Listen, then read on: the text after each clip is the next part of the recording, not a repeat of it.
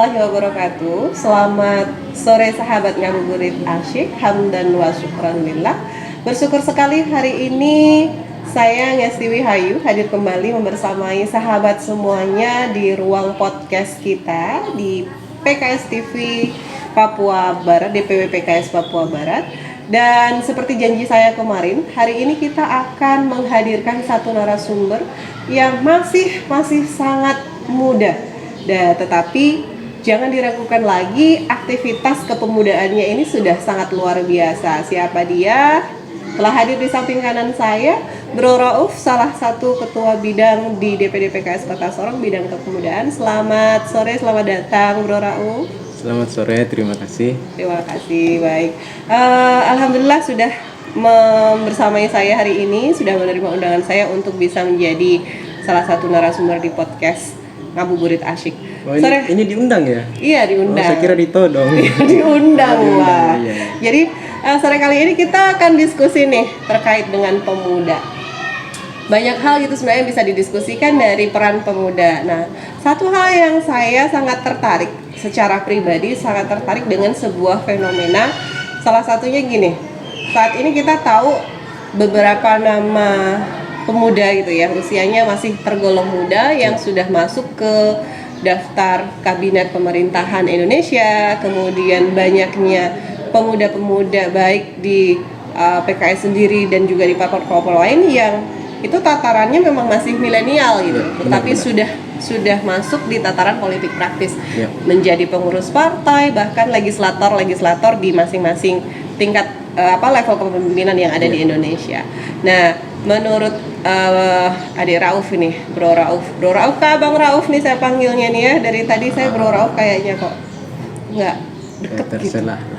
Mau panggil Bang, mau panggil Bro, yang penting jangan dilanjutkan bangsat ya. Sensor gitu. Jadi Bro Rauf saja ya. Yep. Menurut adik Bro, ini kayaknya lebih enak nih. Menurut adik Bro, fenomena ini menjadi fenomena yang berbeda daripada tahun-tahun sebelumnya. Sekarang ini sepertinya pemunculan milenial di panggung politik praktis itu lebih terasa gitu. Nah, pertanyaan saya, menurut adik Bro, apakah kondisi ini sudah saatnya, sudah sewajarnya? Nah, sedangkan bisa jadi resiko yang nanti akan didapatkan ketika pemuda-pemuda itu bergabung di dunia politik praktis yang kita takutkan gitu, yang dikhawatirkan banyak pihak adalah hilangnya idealisme yang dimiliki oleh para pemuda tadi. Gimana tanggapannya adik Bro? Baik, kita melihat dari kacamata apa ini? Kacamata berbangsa dan bernegara dulu ya. Kita juga bisa melihatnya dari perspektif agama kita, dari sirah nabawi, sirah sahabat, sampai kepada sejarah lahirnya bangsa Indonesia sebagai sebuah negara yang merdeka dan berdaulat. Iya. Ini tidak asing di telinga kita masing-masing bahwa negara kita diperjuangkan oleh anak-anak muda, iya kan? Iya, betul. Kita saja yang belakangan ini kita saja yang belakangan ini yang kemudian tidak memberikan kepercayaan atau porsi yang besar kepada anak-anak muda.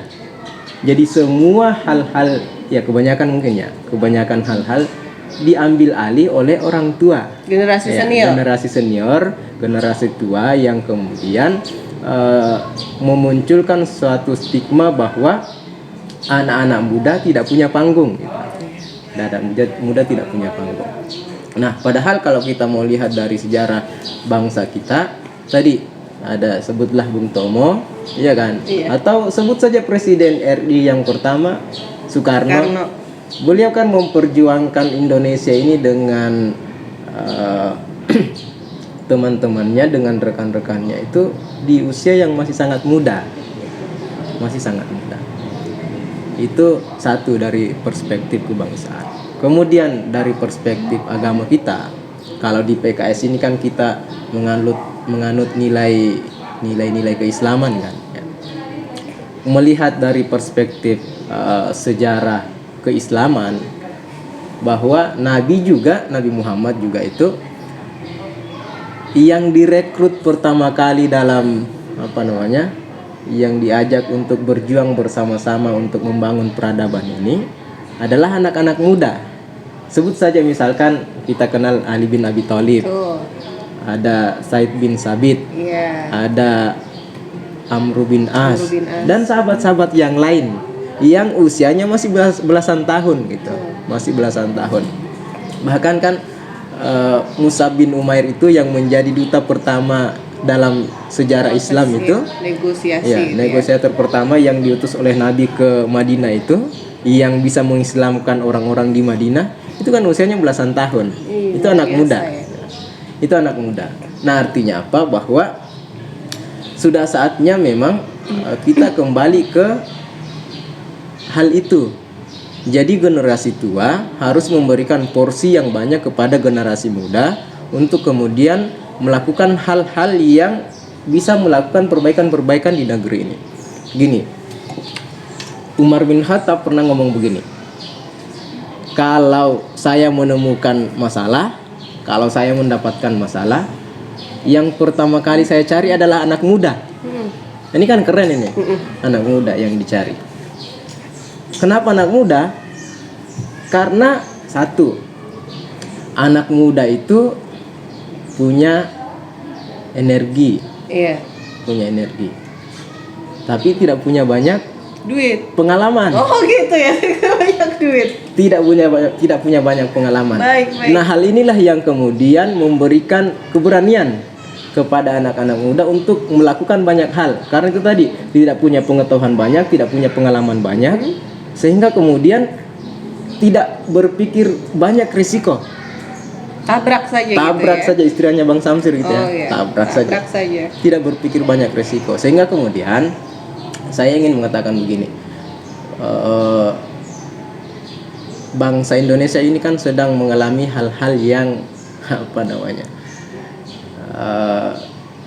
Kritis mungkin istilahnya ya. Dalam Kita hal banyak apa? masalah. Kita banyak masalah. Tapi tidak usah disebut satu-satu. Oh, boleh. Kalau disebut satu-satu, nanti Tidak waktu cukup ya. podcast kita habis untuk melist permasalahan-permasalahan Iya. bangsa gitu. Sudah saatnya anak-anak muda diberi kesempatan untuk kemudian melakukan proses-proses perbaikan di negeri ini. Sebagaimana tadi di awal bahwa negeri ini direbut oleh anak-anak muda. Iya. Berarti memberikan ruang gerak kepada para pemuda untuk bisa membangun peradaban bangsa. Bahasanya seperti itu. Iya, benar. Gitu. Gini, jika kemudian para pemuda ini tadi memilih untuk terjun secara aktif di politik praktis dengan idealisme membangun peradaban bangsa dan sebagainya, apa nih yang bisa disarankan atau apa yang kemudian bisa dijadikan rambu-rambu?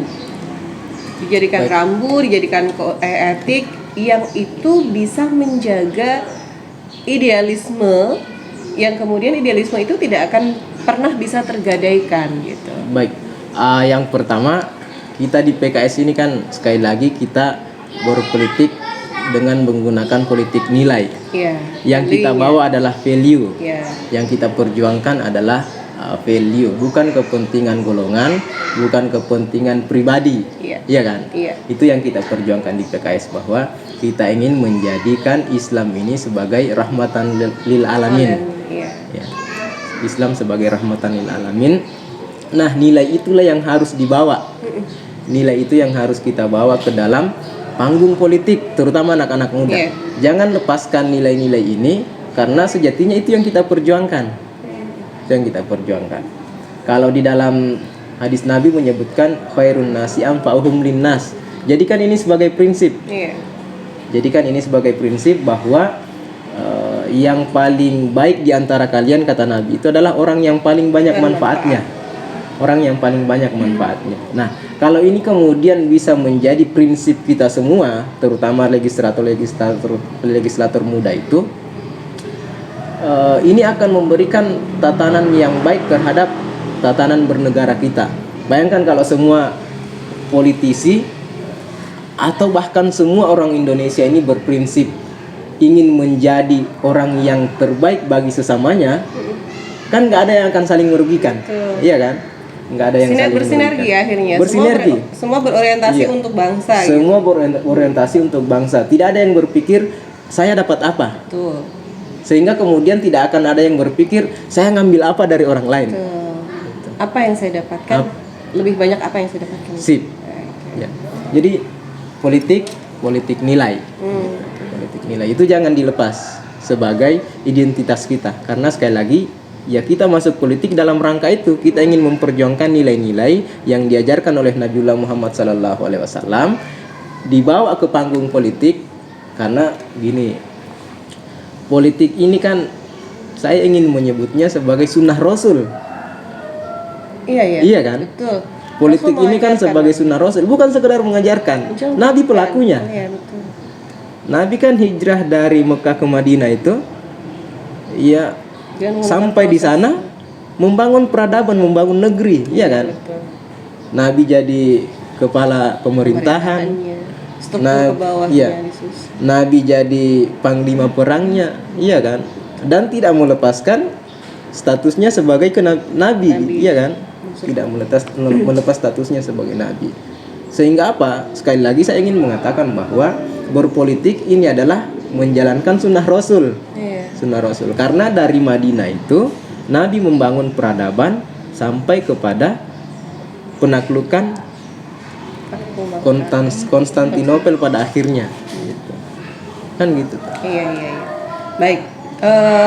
Kalau berbicara tentang pemuda dan politik, sekarang ini kan memang tidak hanya PKS saja itu ya. Semua parpol lain juga menyasar milenial. Nah, saya ingin fokus ke PKS. Ada yang berubah dari PKS akhir-akhir ini kalau kita lihat di media sosialnya PKS, terutama di PKS muda.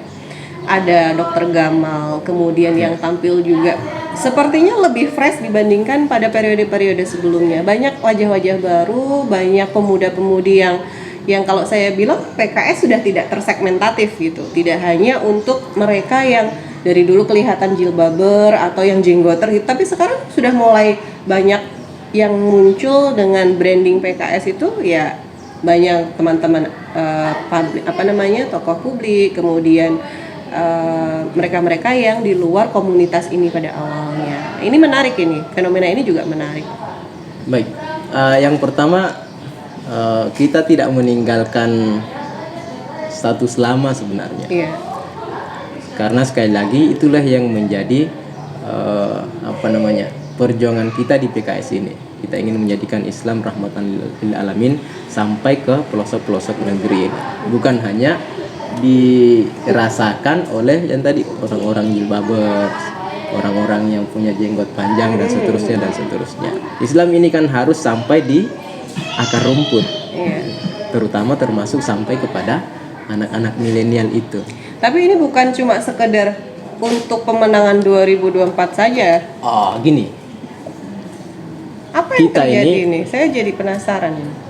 Kita ini kan istilahnya gini. Kalau Dokter Gamal ngomong gini, seberapapun usia kita, tidak peduli seberapapun usia kita, ide kita, narasi kita, gagasan kita harus bergemuruh di panggung demokrasi Indonesia. Mantap ya. Ya, harus bergemuruh di panggung demokrasi Indonesia. Kita selama ini kan sebenarnya menjadikan milenial ini sebagai mangsa politik. Saya menyebutnya sebagai mangsa Objek politik. politik ya. Masih terlalu Baik gitu ya baik kalau kalau objek politik. Kalau Dokter Gamal mengistilahkannya dengan objek politik. Tapi kalau saya pribadi ingin menyebutnya sebagai mangsa politik. Kenapa? Karena anak-anak milenial akan dicari ketika dibutuhkan suaranya. Dibutuhkan suaranya. Nah, kita tidak ingin seperti itu. Sekali lagi, negara ini, bangsa ini didirikan oleh anak-anak muda. Anak muda tidak boleh sekedar menjadi objek politik, tetapi harus menjadi subjek, menjadi pelaku untuk memberikan kontribusi bagi keberlangsungan bangsa ini. Oh iya. Kalau tidak seperti itu, ya selamanya anak-anak muda tidak akan punya panggung untuk berkontribusi di dunia politik kita di Indonesia ini. Kenapa? Karena didominasi oleh generasi-generasi senior itu. Ya. Makanya PKS sedikit seperti seperti ada yang berubah. Ya. Ya, seperti Segar. ada yang berubah. Lebih Lebih segar. segar, lebih fresh. Karena sekali lagi dari rilis data yang kita dapat bahwa di 2024 itu anak-anak milenial itu akan mendominasi sampai 53% ya. 53% ya penyumbang 53% suara penyumbang terbesar. suara terbesar di 2024. Sehingga apa? Bukan sekedar untuk menjadikan mereka objek politik, sekedar dipakai suaranya supaya saya dapat posisi, iya kan? Iya, iya. Kita tidak mau seperti itu, tapi lebih daripada itu, yang 53% itu harus memberikan kontribusi untuk kemajuan bangsa kita. Proses pendidikan politik berarti masuk Proses di sini, pendidikan politik masuk salah satunya di PKS Muda. Oh gitu ya, saya tertarik nih. Berarti sebenarnya PKS Muda ini mewadahi semua hal yang memang dibutuhkan oleh teman-teman dari milenial sendiri untuk belajar ataupun mengetahui tentang dunia politik. Apa yang sebenarnya dilakukan oleh PKS Muda? Jadi PKS Muda ini satu, kita mulai dengan membangun mindset terlebih dahulu. Membangun mindset politik terlebih dahulu bahwa politik itu kan gini. Di mata anak-anak milenial itu politik itu apa sebenarnya, ya kan? Politik itu apa? Bahkan ada yang berpandangan bahwa politik itu hal yang kotor. Iya. Politik itu hal yang tabu di kalangan anak-anak muda. Politik itu hanya bagi orang-orang tertentu saja.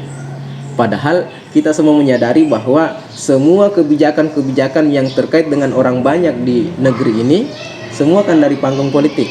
Ya, semua dari panggung politik. Sehingga kalau kemudian tidak ada keterlibatan anak-anak muda di panggung politik, ya orang tua mana tahu kebutuhan anak muda, Iya, kan? Kebutuhan anak muda seperti apa? Yang mewakili mereka ya. Yang mewakili mereka. Sehingga anak-anak muda harus memang terjun langsung, terlibat sendiri untuk menentukan nasibnya sendiri sebagai warga negara Indonesia. Iya. Sebagai warga negara Indonesia. Karena yang paling tahu tentang kebutuhan kita adalah kita sendiri. Nah, terkait dengan program-program PKS Muda, ya setelah tadi membangun mindset, anak-anak muda sudah mengerti, sudah meyakini bahwa politik ini adalah sebagai panggung perjuangan sekaligus sebagai panggung untuk berkontribusi. Nah, dari sinilah kita akan mengajak teman-teman yang bergabung di PKS Muda itu untuk melakukan program-program yang sifatnya kontributif. Sifatnya kontributif yang nanti akan memberikan kontribusi kepada orang-orang yang ada di sekitarnya. Kalau misalkan kita sebut PKS Muda di Kota Sorong ini, kita akan melakukan program-program sesuai dengan minat dan bakat anak-anak muda di Kota Sorong ini. Yang suka olahraga, kita akan berikan panggung olahraga. Yang suka seni, kita akan berikan panggung seni. Yang suka dengan riset misalkan pengetahuan dan seterusnya, kita akan berikan panggung itu. Berarti bukan cuma politik saja sebenarnya ya? Iya, sekali lagi. Atau gimana nih? Ya. Banyak sekali nih cabangnya. Jadi gini, PKS Muda ini akan menjadi rumah besar bagi anak Indonesia. Anak muda Indonesia. Sekali lagi, PKS Muda ini akan menjadi rumah besar bagi anak muda Indonesia. Bukan sekedar dalam hal panggung politik saja, bukan. Kalau dalam panggung politik kan berapa sih di antara kita yang bisa jadi Alek, iya kan? Betul. Berapa di antara Dan berapa kita yang tertarik? Iya, berapa yang tertarik. Tapi kalau kemudian sampai masuk pada segmentasi sesuai dengan minat dan bakatnya masing-masing, itu akan lebih banyak yang tertarik. Oke, saya Lebih sepakat. banyak yang tertarik. Saya boleh daftar? Belum daftar. Saya masih muda kan? Oh, umur berapa? Oke. Kita 30 tahun ke bawah. Oh iya, saya sudah expire berarti 30 ya? tahun ke bawah. Baiklah. Mulai dari umur 15 tahun kita berikan pendidikan 15 politik. tahun, Ya. 15 tahun 15 ya? tahun kita berikan pendidikan politik untuk kemudian membangun mentalnya untuk menjadi politisi dan sampai pada tahapan negarawan. Oh yes, luar biasa. Baik, terakhir, kalau umpamanya seandainya setelah ini sahabat ngabuburit yang nonton channel kita, yang nonton podcast kita tertarik pengen gabung dengan PKS Muda, kira-kira apa yang harus mereka lakukan nih supaya bisa tergabung dengan PKS Muda di masing-masing daerah? sederhana saja. Sederhana. Dari PKS Muda ini cara kita merekrut itu dengan ngopi.